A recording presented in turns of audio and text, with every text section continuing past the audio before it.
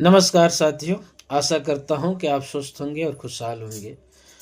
मित्रों, आज 15 फरवरी रविवार को महाशिवरात्रि का पावन त्यौहार हर्षोल्लास के साथ सभी मना रहे हैं और मनाना भी चाहिए, क्योंकि हम भारतीय अध्यात्म और संस्कृति जो हमारे विरासत में मिला हुआ है, इसको संजो कर हम चल रहे हैं। यह हमारे लिए एक उपलब्धि है।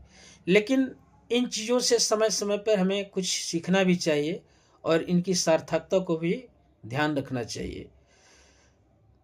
ईश्वर ही सत्य है, सत्य ही शिव है और शिव ही सुंदर है। ऐसा क्यों कहा गया है? इन शब्दों का अगर हम विश्लेषण करें तो इस प्रकृति में जीवन और मृत्यु ये निर्धारित कर देता है कि ईश्वर ही सत्य है, क्योंकि जन्म लेने के बाद अंतिम अवस्था में आदमी मृत्यु को प्राप्त हो ही जाता है। इसमें कोई भी संभावना नहीं होती है और इस कालक्रम को टाला भी नहीं जा सकता है। यह संपूर्ण जीवों के लिए है। अब इसमें सत्य ही शिव है और शिव ही सुंदर है, ऐसा क्यों कहा गया है? इसकी सार्थकता को अगर विचार करें आप, तो यह संसार जो है यह सत्य पर टिका हुआ है, इसलिए सत्य ही शिव है। सुंदर क्यों कहा गया है?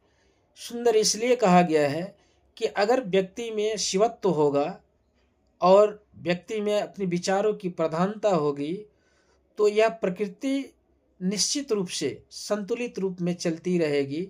इसमें कोई बाधा या व्यवधान उत्पन्न नहीं होगा। इसलिए सुंदरता तभी है, प्रकृति वास्तव में सुंदर है, लेकिन इसकी सुंदरता तभी तक बनी है जब तक हम इस प्रकृति को संतुलित रूप में चलने के लिए इसमें हम अपना योगदान दे रहे हैं। इसके लिए सबसे बड़ी चीज़ है हमारे विचारों में परिवर्तन होना। इसलिए हम अपने दुर्गुणों को अवगुणों को दूर करें और विचारों की शुद्धता पर ध्यान करें, ताकि इस महाशिवरात्रि की सार्थकता को पूरा किया जाए। वास्तव में शिव का अर्थ कल्याण से होता है। यह कल्याणमयी रात्रि है, अर्थात शिव शब्द जो है कल्याण से जुड़ा हुआ है। भगवान शंकर चाहते हैं कि सभी सृष्टि में सभी जीवों का कल्याण हो, लेकिन यह कल्याण तभी हो सकता है जब हम एक दूसरे की कल्याण की भावना रखते हो। यह कल्याण तभी हो सकता है जब हम एक दूसरे में समग्रता की भावना देखते हो।